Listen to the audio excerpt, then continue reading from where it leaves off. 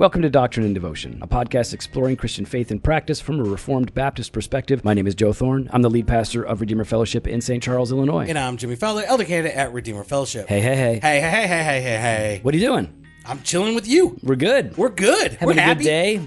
Man, productive day. Got a lot done. Lots. And we had a good lunch Yep. at Barrel and Rye. Yeah. I had a salad. I had chili. Chili. Yep. Yeah, so somebody's upset that we're getting hand gestures right now. Yeah, I'm sorry.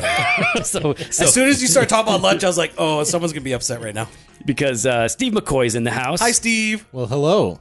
So Steve McCoy, longtime friend of mine, very close, one of my closest friends. Don't even start. Don't start.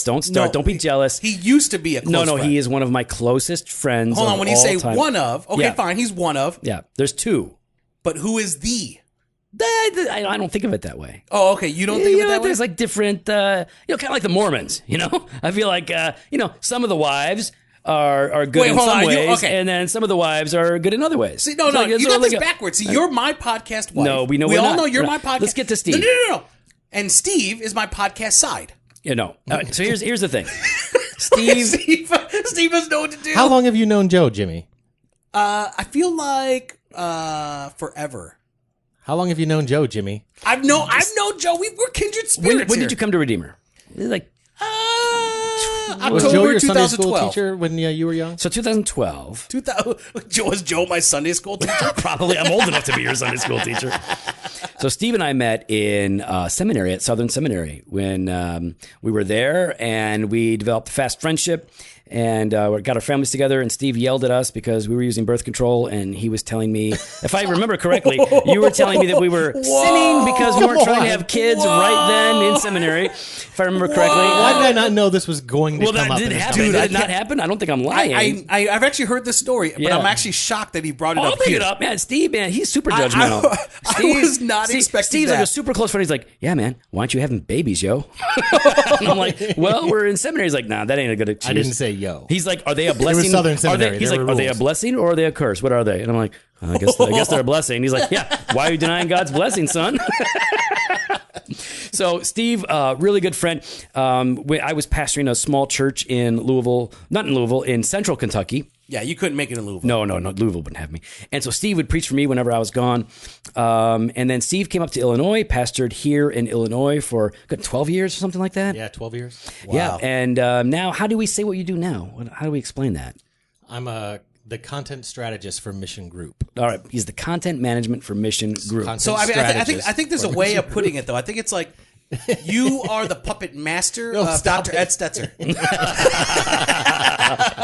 So everything you guys see about Ed and hear of Ed. Thank Steve McCoy for that. Yes, yeah, Steve McCoy is the guy pulling the strings. So you guys know, a lot of you guys know that Ed Stetzer is a friend of ours. And Steve and I met Ed around the same time in seminary and became friendly with him. And Ed has actually been a very good friend to Steve and I over the years. Well, he's been more of a friend to Steve. Well, lately, since they're working together. He's more of a friend. Steve's more of a friend to Ed, I think, at this point. Yeah. I think so, but I'm thinking more like along the lines of, Steve, you and Ed kind of have this like weird father-son relationship. It is a little Darth Vader, Luke Skywalker. Would you say that, Steve? No comment. So Steve now works for Mission Group, and Steve, if I'm just honest, Steve is a really smart guy. He's one of the smartest guys I know. When I was watching Steve as a pastor, I was always encouraged and impressed. But if I'm really honest, one of the things that stands out to me the most about Steve is how he is a husband and a father. Yeah, I would agree with that. And over the years, and anybody that knows Steve is encouraged by his the way that he approaches fatherhood. And so over the years, I've been convicted deeply and encouraged tremendously by Steve's example and his words as it relates to fatherhood.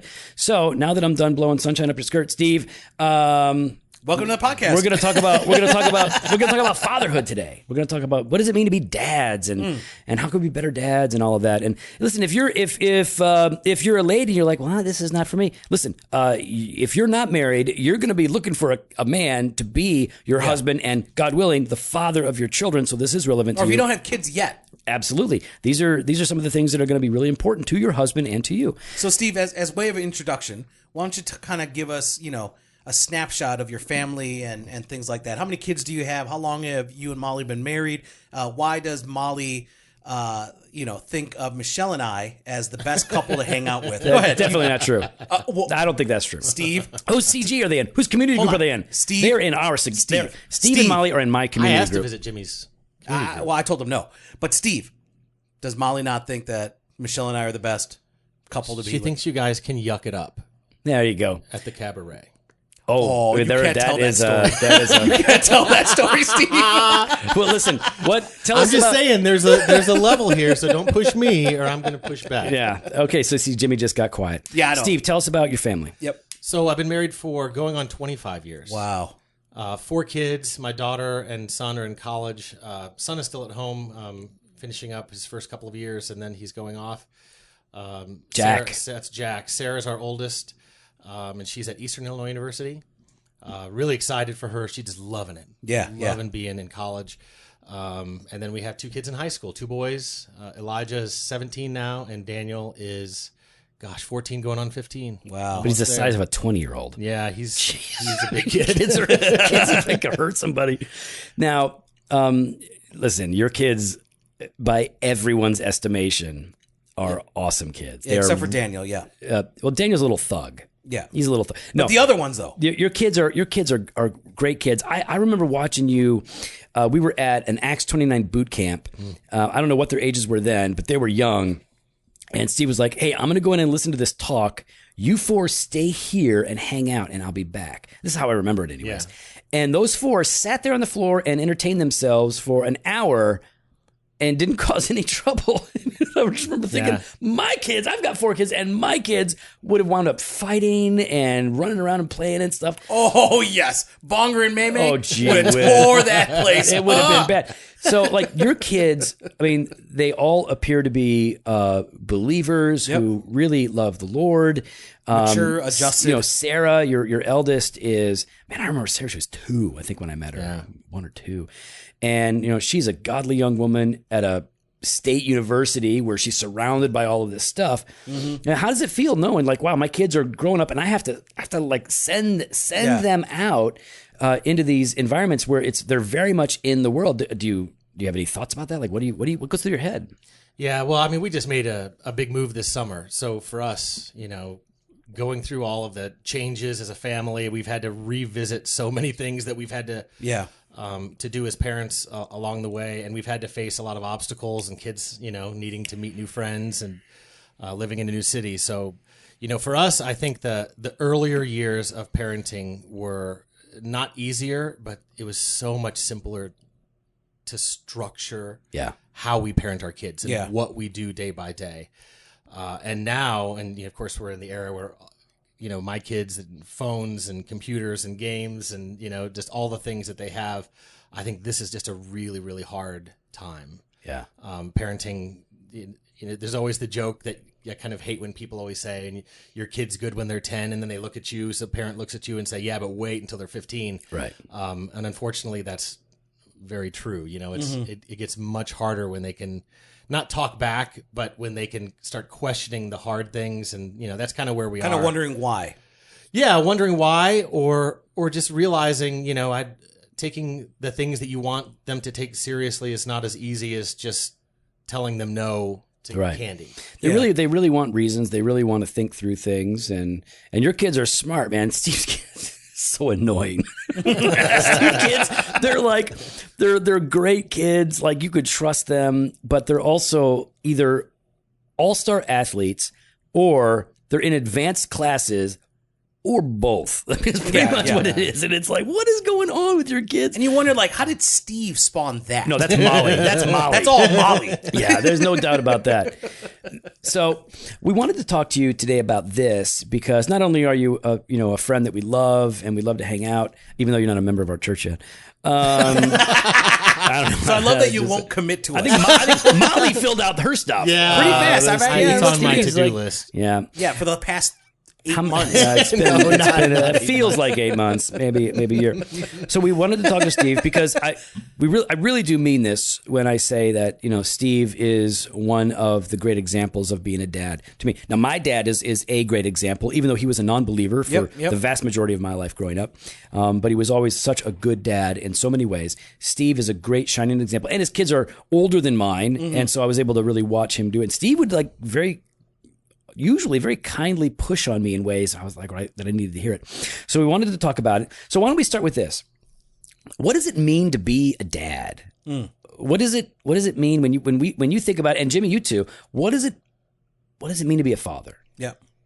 Go ahead, Steve. This is in the last couple of weeks. I just had that kind of one of those moments as a dad where I realize my teenage sons, they see things differently now than when they were younger. When they were younger, I could get away with a lot of stuff as a dad. Yeah. I get away, if I'm being lazy for a day or if I'm, kind of not paying total attention to whatever I'm supposed to be doing at the time.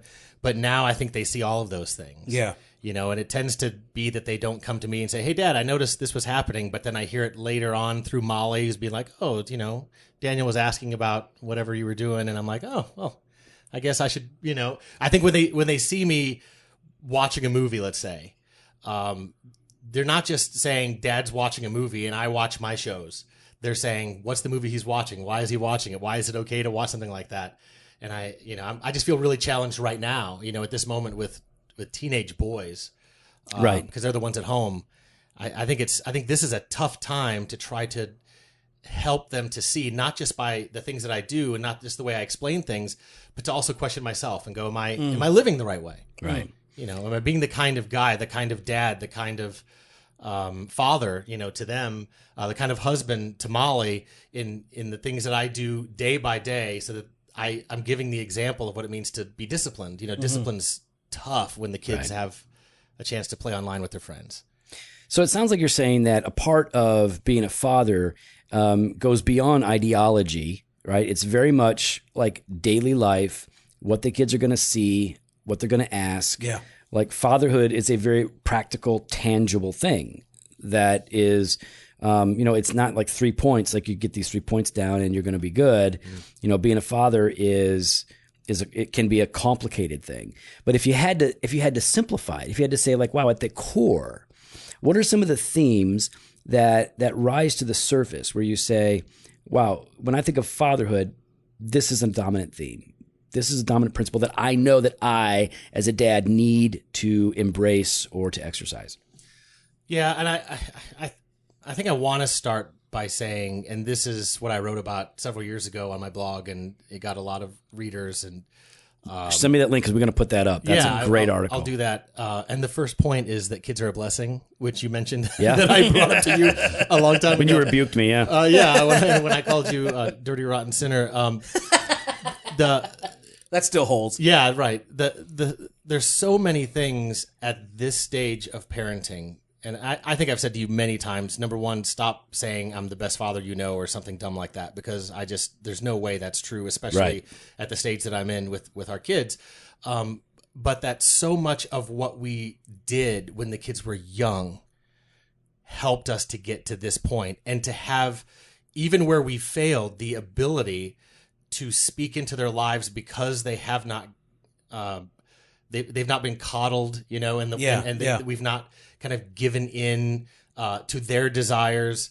We've tried to bring discipline into the way they've acted toward us, toward other people, toward church people, toward strangers, and those things are the things that have laid a foundation. And now, when we, even though they don't follow a lot of the same rules we had as parents of young kids, those rules helped us to get to the point where we can talk to our kids. In ways that I know a lot of parents struggle when they have teenagers, and it's a struggle for us. I mean, it's a terrible struggle, and I haven't had as many parenting conversations I've had in the last couple of years about our kids, but that foundation is so helpful. So us. Put that in an encapsulated idea for the people, like for the listeners. Parent your kids well when they're young. Yeah. That's good. So that you can do what you need to do as the years go by. Yeah. So they'll have a kind of respect. We didn't let our kids call people by their first names, even if people said, no, you can call me Jimmy. I remember this. Yeah, there is no calling Jimmy Jimmy. You call him Mr. Fofo.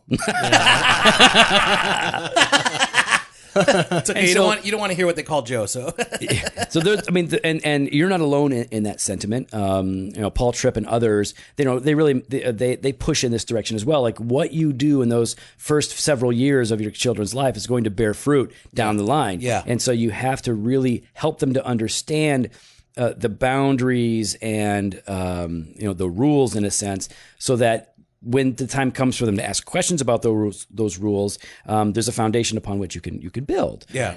So that I think it's really good. I know one of the things when I think about fatherhood that I think about, and of course this would apply to motherhood as well, but we're talking about dads. Yeah. Is responsibility. Like as a dad, I am responsible for this family. I am responsible for these kids. And that doesn't mean that I'm at fault for everything that happens, but everything that happens is something for which I will have to answer to God. Yeah. And so what's the spiritual temperament of my home? What is the emotional flavor of the home? Are my kids, are they oppressed? Are they free? Are they happy? Are they what's going on in my home? What's the aroma of the home? As a father, I have a responsibility to make sure that my kids are growing up in the knowledge of God. Mm-hmm. I have a responsibility to know that my kids see my love and devotion to my wife. If I am loving towards my wife and devoted to my wife, they need to see that. The level of the issue of responsibility is one that rings true to me on a pretty deep level. Yeah. And that I think helps us to then take seriously what you're talking about. Like, wow, these early years are not throwaway years. He or she's 6 months old. Now she's 1 year old. Now she's 2 years old. These are all like throwaway years because I'm not talking to them and conversing with them or anything. Like these are all really important years. I can't have those deep discussions with my toddler. And so I feel like I can't wait for the day for those things to come. But those deep discussions come when, they've learned when mom and dad say something, I need to do it. Yeah. I need to not question it. I need to not just say, I feel like doing something else. You just do it. That's what it means to obey mom and dad. And then, now, to Sarah being here at the church for a short time before she left for college and all of that, she thinks of you as her second favorite pastor. Yeah. She calls me her first favorite, but I know that's not true. Fofo is the first. Yeah. No. It's funny because you're not a pastor or an elder. It's interesting, Jimmy. So you know what? Maybe you need to learn to instruct your daughter to follow the right people. Yeah. I think with us, and Sarah's being that big example for us because she's really the one who's first left the house. Yeah. We don't have that contact with her. I haven't texted her in a couple of days, and that's weird. So weird, right? Because I spent all of her life with her.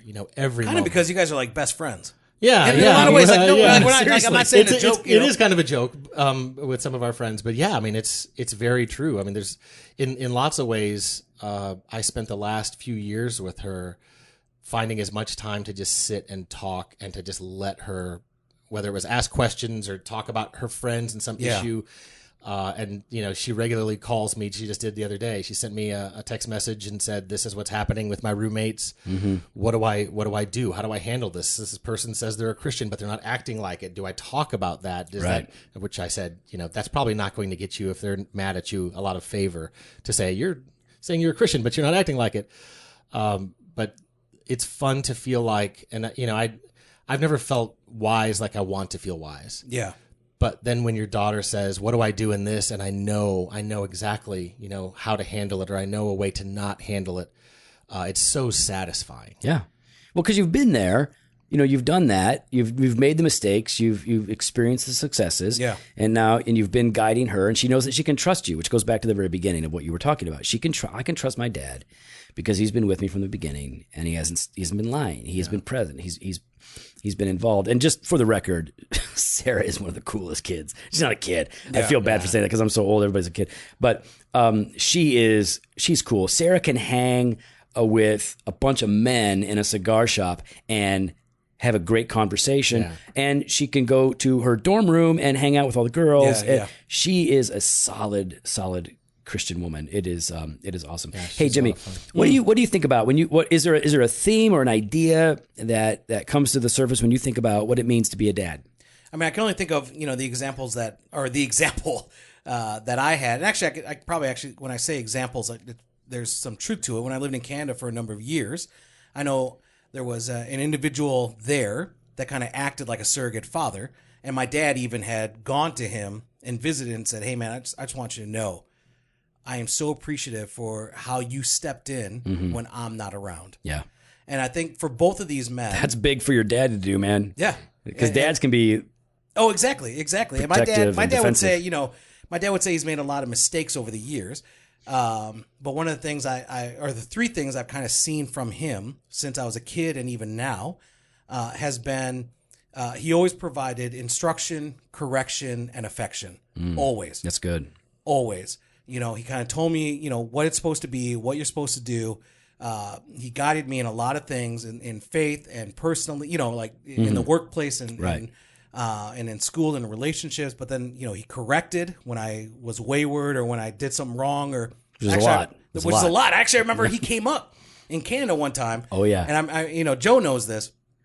I almost lost my wife and sat down. My dad hung out for a day and then we got in the car going for a ride somewhere and he goes, hey man, what the heck? Wait a minute. He might have said something else. I don't think he said that. No, I'm pretty sure your dad did not say that. He said something a little more forceful.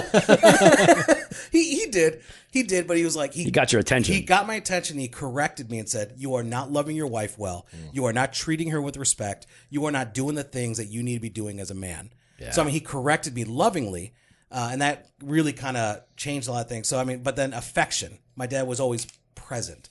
Even when he's not physically present, he always checks in, sees how things are going, wants to talk and say, what's going on in your life, what's going on in your home, things like that. So, those are the three things that I hope that I'm providing for my children, especially the affection part, right? Like, making sure that when I'm home, I'm present, that I'm especially as they're young, am I engaging in the things that they want to engage in at that time? Yeah. That's one of the things Steve pressed on me really hard was, play with your kids and, play their games, do what they like to do. And I remember thinking I don't want to do what my kids want to do. What they want to do is lame. I want to do what I want to do with them. And I always find I'm the bad guy. Steve's like, I'm always the bad guy in their play. You're the dragon that's getting kicked and hit by the kids. So, anyhow, with my dad grew up without a dad. My mom grew up without a dad. And so they both responded to the absence of a father in their life by being very, very invested in me. Yeah. My dad was he was affectionate. He was present. And it was because I didn't have it and this is what I wanted and I want to give it to you. So why don't we talk about this? There's a lot that we could say about what it means essentially to be a father. And maybe we'll revisit that here in just a minute, but what makes being a father hard? What are the barriers? What are the temptations? What are the pitfalls that are easy for us to fall into? And we're just talking here. This is we don't. If you're new to this podcast, we don't have points that we want to make here. We're just asking these questions, and so this is off the cuff. I know Steve's just jumping in for the first time here, but what do you think, Steve, are some of the pitfalls, or maybe what are some of the challenges that you faced as a dad that interfere with you being the kind of dad you want to be? Oh gosh, work. I was a pastor for 12 years, and I'm sure I'm talking to a lot of pastors on the podcast. Being a pastor and knowing your kids kind of only know you as a pastor, especially when I was in a church that was struggling, was hugely difficult for me. Knowing that I wanted them to have a wider experience of what it means, to worship, of what it means to know God, of hearing other voices. And my kids always speak fondly about my preaching and all of that. But I always felt like that was a bad thing in some ways that I couldn't avoid. How do you avoid something like that? Kids, you guys are going to this other church for this. And I'm not at a church with 3 other preachers that I trust, and they can hear these other voices all the time. And they heard other preaching from time to time. But being a part of a small church where I didn't have a lot of time off and other preachers that were good around very often, that was really hard for us. The other thing I want to talk about, I don't know if this is quite what you're talking about, but the more time your kids spend with friends, the more I start feeling the struggle because they so absorb into those friendships. And, having older kids, the youngest is 14, not thinking about those really young formative years anymore. The friendships that they've had, there's been really, really good ones. And we don't have any experience of that really bad friend who tried to lead them in a really bad direction. But we do have the experience of where they start to trust their friends in ways that are beyond where they should trust their friends, and thinking that those things are a little bit cooler than what mom and dad are doing, even though I'm super cool, obviously. Obviously. That's been, that's where we are right now, is the friendship thing. And then, now we've moved, they're away from all of their best friends. They're trying to make new friends. And you feel like you're almost starting over, and they're, one son is a junior in high school and halfway through that year. So, getting those friendships together, and you just feel like you're kind of lost, and pointing them back to what's most important. Yeah. I think for some people, and actually, Joe, you kind of mentioned this a little bit, is for some people they struggle because they've had bad examples, of a father, right? Like, your dad understood that and try to compensate for that. And people like Steve as well. You've had Papa Ed Stetzer as a bad example, and yet you've become this great father to your children. Yeah, I think how do you move past that? I think that when we think of bad examples, or Steve hates me, or just what so like when I grew up, my mom and dad were loving, invested parents, but the example is I had virtually no rules. So I could do what I wanted. I could stay out as late as I wanted. I remember when I was 12, I could come home at midnight as long as I knew, you're somewhere with your friends. That's fine. So I could watch anything I wanted from the youngest of ages. We were a very liberal family. And so now, as when Jen and I got married and we started having children, that was an impact. It was wow, what you're talking about. She grew up in a super sheltered, boarding school, Christian boarding school. You can't look at a person, at a boy. And I grew up with man, you can just do whatever. So that's been a struggle for us. Wow, what I grew up with was this hyper, liberal, freedom, which ultimately wasn't good for me. We've had to deal with that as well. I think you're right, that what you grow up with, it can either push you in a good direction, or it can make you pendulum swing to a bad degree, or you can just wind up repeating what you've experienced. I think that's why it's important. What you're talking about is the communication, and especially on the front end. Yeah, I know for Michelle and I, even before we were married, kind of sorting through some of those parental things, because Michelle was the same, very sheltered, very. There's family of hers that listens to the podcast, so I don't want to talk too much about it. Go ahead. You can share. I don't want to share about it. We don't talk about in light of who's listening. We talk like it's just us in the room. That's how we do it. Yeah, fair enough. But I don't want to get into it. Yeah, but you can go ahead. So Michelle would have these nights. If you rename the podcast In the Room. Oh, that's a good title. That's a great title. Man, we should do that. Ryan ain't doing nothing with it. Who's Ryan? In the Room podcast with Ryan Hughley. All right. But no, for her, very much like you were talking about with Jen, very sheltered. You couldn't say certain things, you couldn't do certain things, you couldn't watch certain things. It was locked down. Jen couldn't watch Rainbow Bright because obviously of Satan. Could Michelle watch Rainbow Bright? No. they're very the same person. No, Michelle. It was Canada. Though, no. Michelle's mother was very protective, and so when they would have a movie night, she'd rent 2 movies. Okay. One that was already pre-approved, and 2 of the second one that was new. So you'd start the second one. The first swear word, eject. Shut up. That VHS comes out. Yeah. Be quiet. Eject. Yeah. Done. Done. Back goes Mary Poppins. It was and even that wasn't really accepted, I think. No, because she did nude scenes later on. You can't be watching Mary Poppins. No, because it was magic. They couldn't do that. Oh, the magic was bad. You could jump into the chalk paintings. You can't do that. Yeah, no, you can't do that. You can't do that. So we had to, but for me, with my dad, family night was Beers. No.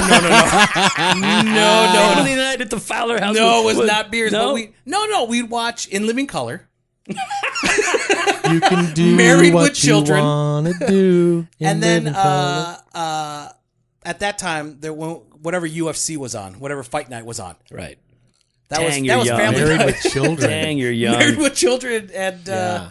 I was watching All in the Family when I was. Oh wow. Jeez. So when I think about a barrier to being a dad, one of the things that, and it's true for moms too, is just fatigue, because it is hard. Like work can be hard, whatever it is, whatever your vocation, you're tired, you're zapped, and then the most important people in your life, supposedly the most important people in your life, are then like, hey, dad. If I'm just honest, my flesh goes, man, leave me alone. yeah, just be quiet. You know what? I want to go just lay down on the couch and play Toon Blast on my phone, which you know what? You're I'm playing a lot. dominating. Or I'm you're dominating. 8-ball pool. 8-ball pool. I'm not dominating at that, but a Toon Blast, I'm doing pretty good. But it's like, Killian, little bonger, he'll come up to me 7 and be like, Dad, let's play, whatever that first person shooter game is. All right. So, hey. So what we have here is a really old building. What? No, thank you, And, Jesus, for the and building. unfortunately, Southern Baptists, which we are, built this building and then added onto it, and it's a little rough. It's a little ghetto, you could say. And about a few times a year, the fire alarm goes off for no About reason. 3 times. Yeah, I think that's a pretty safe bet. And then and usually there's nobody here. It just so happens that we're here with Steve when the alarm went off. So we got some video. You can go to the show notes and watch the video. Yeah. So I gave the fire department a tour and showed them no smoke, no fire. We're all good. So anyways, all right. So we're going to wrap this up with another question. We talked about what it means to be a father a little bit. We discussed what makes it difficult. What are some of the challenges? Just a few.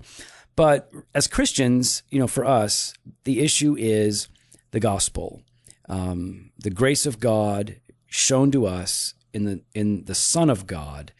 How does the gospel help us to understand what it means to be a father? In what ways? And I'll start with you, Steve. When you think about how the gospel should shape our understanding of fatherhood and our practice of fatherhood, what comes to mind? A few months ago, my son heard that there was a friend of his, a really good friend of his in high school, who went missing, and we had just moved away. And So this was very recent. it was very recent, and it was very difficult because he was here just having no clue what was going on. All of his friends were on Facebook saying, we don't know where he is. Can somebody please find him? And they finally located his car, and then they found him dead in a field. And we've actually found out, I don't know if he ever told you this, Joe, but we found out since that they did the autopsy and everything, and his heart just stopped. There was no reason. There was nothing he was on. I mean, there was nothing other than he just had some flaw in his body, and it just stopped working at that moment. So it sounds like he panicked, got out of his car, just like, I don't know what Either I'm gonna that do. or he was out of his car, playing Pokemon Go, or there's those other GPS focused games. So we don't know exactly what he was doing, but we know that he just fell down and died. Right. And it took him a while to find him, and then when they found him, nobody knew what was going on, and my son was just devastated. I mean, he. And this is Jack, your oldest. This is Jack, who's now 19. He was 18 at the time, and just left high school. We moved. He doesn't have any friends. I'm coming back to that theme because it just happens to be where we are in our lives. But knowing in the middle of that difficulty that we could constantly go back to the gospel and help him. I just remember he got behind on his schoolwork. He just was very. It just was overwhelming. Mm-hmm. And so we got to sit down with him. We just had those conversations. We just tried to listen when he was sad. And, knowing that from us coming to church, on Sundays and hearing the gospel, all of that was just kind of working on him. And he spent a couple of weeks really struggling. And then you just saw him, you saw it release. Like it wasn't gone. Right. He's still devastated. He's still sad.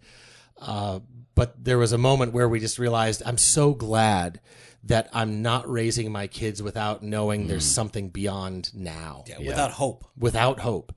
And we felt like, that there's still conversations that were happening with him now. I mean, we're still talking about things, and with Christmas time, you guys had the Blue Christmas thing here at the church, and he was thinking about coming to that. I don't think he did, but I know that he's been, kind of thinking through things. And we spent time, and he kept saying, Dad, I'm working through stuff. Yeah. I'm thinking it through.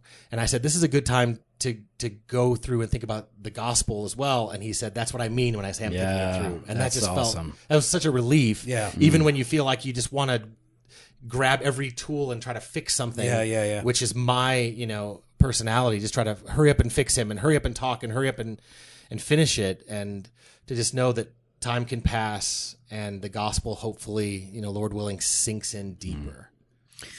That's awesome, man. It's such a hard thing.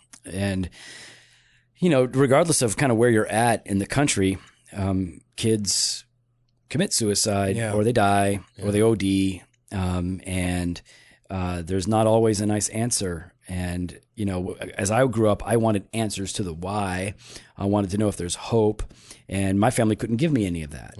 And so the fact that you can, point your kid, and at this point, you almost don't have to point your kid to the gospel, because you've raised him with the gospel, and he knows this is where I need to go. But then what about those kids that are in that formative years? Yeah. Like, how do you help point them to the gospel, in the everyday correction, or in the everyday, instances that they're going through? How do you, because, obviously, like you said, like Joe just said, you did all that then, and now he's kind of going there himself. Praise God. Right. But then how did you do it then?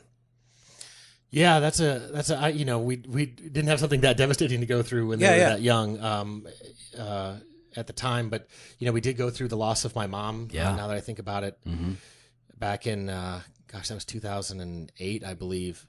And knowing that you have this thing and can just talk to them about it's the same story, but it's a different time, and so the story is just simpler. Yeah.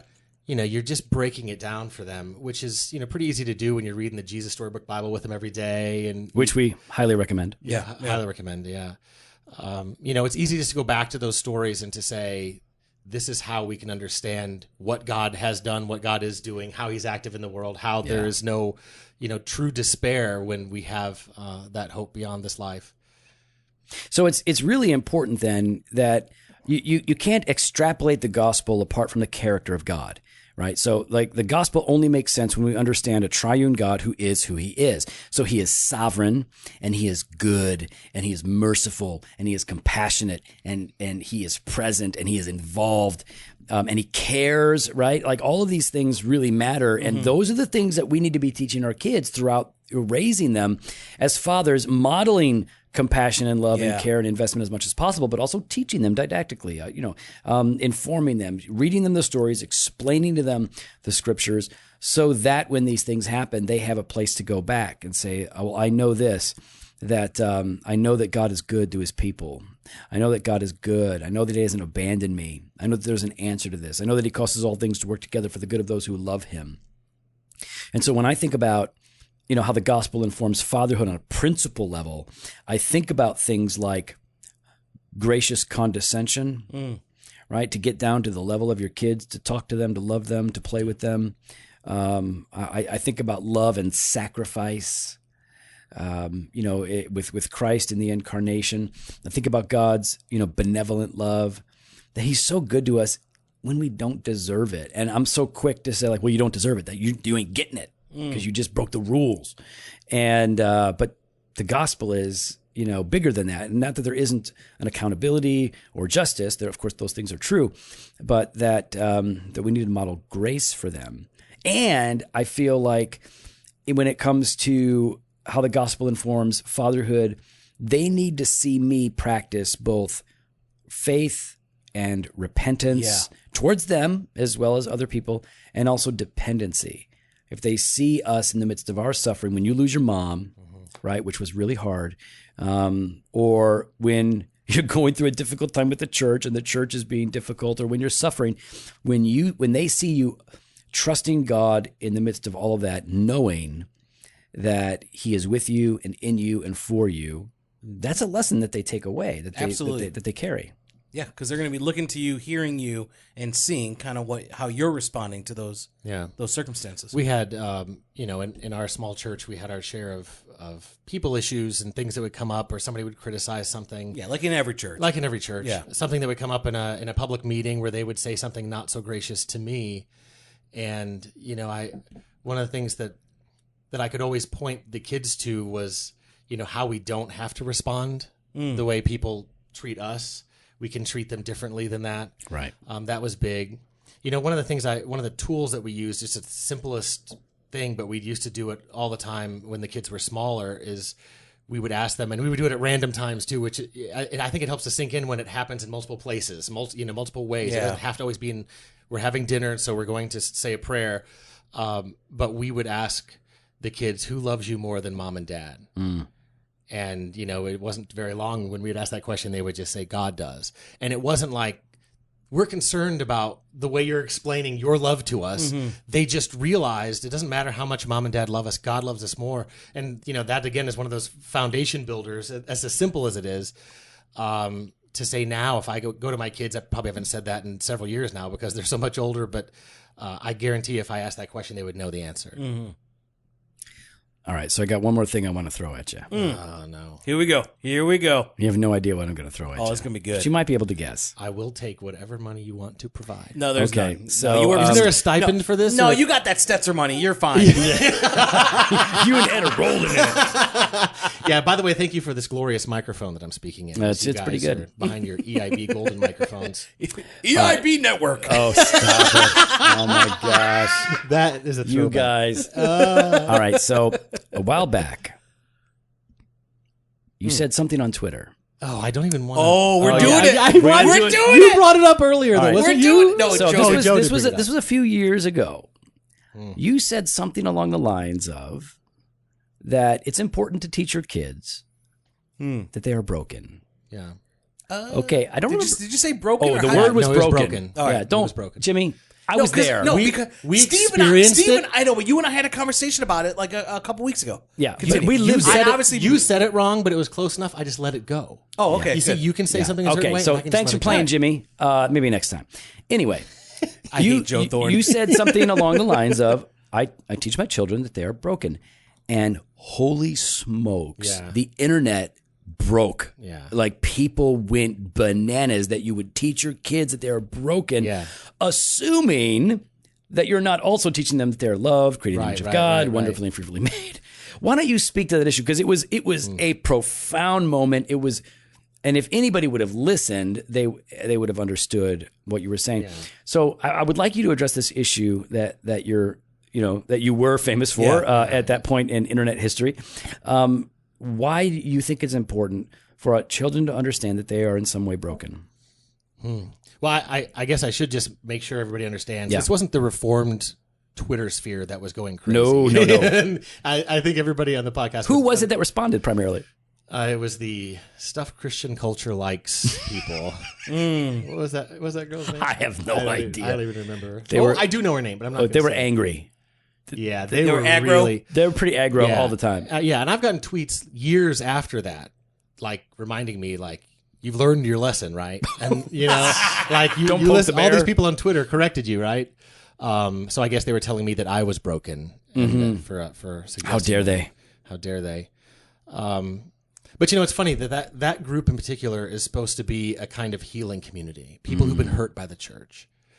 And they kind of ridicule the church in order to show what's wrong. And instead, they're really kind of proving the fact, just by being the community they're being, that we're all in a bad place. I mean, this is, it's like the Reformed pub of today. Oh my God. Oh no.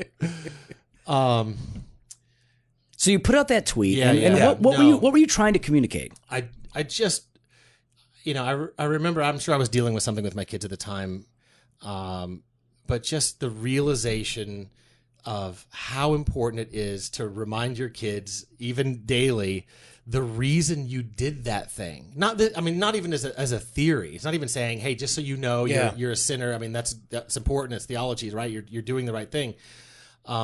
But to respond to the broken things they do by saying, baby, you were born this way. Do you like that, Jimmy? I like that. It's a little For Kesha. shame. Is that Kesha? I want to know if Jimmy knows. No, I don't know. You really don't know? Actually, I'm thinking of another podcast that always says "baby this, baby that." No, wait. Is that Kesha though? Baby one? Or is that No, it's Lady Gaga. Lady Gaga. Yeah. They're the same person to me. I can sing it if you want. I don't know. Yeah, please do. I'm not going to do that. No, it was not like that. That's what it is. No, that's I'm not pretty it. sure that's it. No, I'm pretty sure you're wrong. I'm pretty sure that's it. No.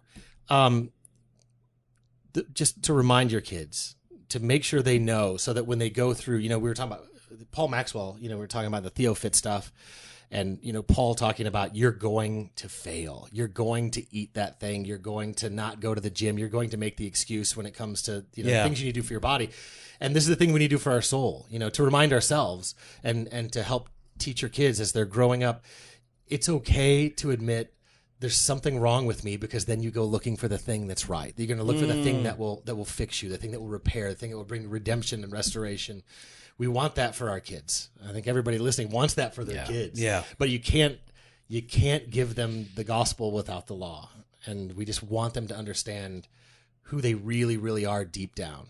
I think that was the way I said it too, was teach your kids that they're broken, and then it was deeply broken. Yeah, deeply. Yeah, that was it. And it's frustrating to me, because every human being knows on some level I am not what I am supposed to be. Yeah, We know understand that. brokenness. That's why people get breast implants and like facial surgery, or it's why they go to the gym, or it's why they make a lot of money. Not everybody, but people do these things because they want to become what they are not. They know I am not what I want to be, and they think by doing these things, I'm going to overcome those things somehow. Yeah. And there's a deeper issue there, that there is something lacking. There is something wrong. So I think the felt need of I'm not what I'm supposed to be is real. What is the answer to that? I think the answer is that we are sinners, which means we are deeply broken. Yeah. But God loves us anyways. I mean, that's goodness. Anybody who knows you knows that that's your message, that we are deeply broken, but God loves us anyways. We are deeply rebellious, but God loves us anyways. And not only that, He saves us and He restores us and He makes us what we're supposed to be progressively. I mean, it's good news. To laugh joyfully in our brokenness. Yeah. To be willing to do that. I love it, man. That's good stuff. Steve, we love you. Man, we're so glad that you are finally here. I'm never going to see you guys again. This is sad. not a member. Yeah, no, we're done with you. Except for probably tomorrow. I won't say And then, I'll see you tomorrow. next week. I'll be around. Sunday, and Yeah, I'll see you tomorrow. Okay. So I don't like that eye contact you guys did. No. The eyebrow raise. Yeah, was the eyebrow weird. raise. Joe does weird eyebrow raises. I've known that for can't a help long it. That's the only time. hair he's got to raise. Well, once his hair was, I knew Joe when he had hair. Did you know Joe when he Oh had my hair? goodness. No. I should put up the ad that Ed had put up at Southern Seminary, where I was an MDiv student and I was in I've the never seen this. So Ed's like, I want, because you're in the you're in the school of theology, but you're going into church planting. Yeah, church planting. So I want your picture and I want you to quote up with you for the Nehemiah Project. And then I could tell you my Ed Stetzer story from seminary sometime. You know what? That's a whole nother podcast. That's a I whole think we nother should do that. So, Steve, if people want to follow you or connect with you on Instagram and Twitter, how do they do that? Yeah, Twitter is Steve K. McCoy. Instagram Wait. is probably Wait, what is it? Steve K. McCoy. Why is it Steve K? Why can't you just get Steve McCoy? I think you have it. I do. I got everything. At Steve K. McCoy on Twitter and Instagram. Same thing. I don't know what it is on Instagram. You're People really- really want to see pictures of. Yes. Dude, you're really coming off well right now. Yeah. Yeah. People already don't want to follow Yeah, you. just go to Joe's Instagram and file through his 5,000 people he follows, and you'll find. First of all, I follow 2, and I got 18,000 people follow me. That's how I roll. I ain't following anybody. Everybody follows me. Steve's on Facebook and Instagram, Twitter. You can also follow Ed Stetzer, and there you're pretty much getting Steve yeah. day and night because Ed Stetzer is Steve McCoy. I It's think. pretty much It's Steve basically McCoy. what No, I'm That's saying. stop it. No, It's I know. not. I know Ed runs it, but No, I feel no. like yeah, you're come on now. you're kind of Let's be honest. Let's move on. okay. But you can follow D&D on Instagram and Twitter at Doc and Devo, or on Facebook /Dr. Devotion. you can head on the website, drvotion.com. that? You can contact us. You can sign up for the email blast, or you can just and sign up for the 2018 Dr. Votion Conference on the Spirit of the Church. Fresh pod every Monday and Thursday, blog posts on Wednesdays, video content on Oh, Fridays. you know what's coming out soon? What? New T-shirts. Those new T-shirts are about to drop. They are about to drop. They'll be ready in February. They'll be ready February, yes. Oh, you guys better get. You ain't ready. You are not ready for this. You all this. ain't ready for this. This is going to be good. Y'all ready for this? Later.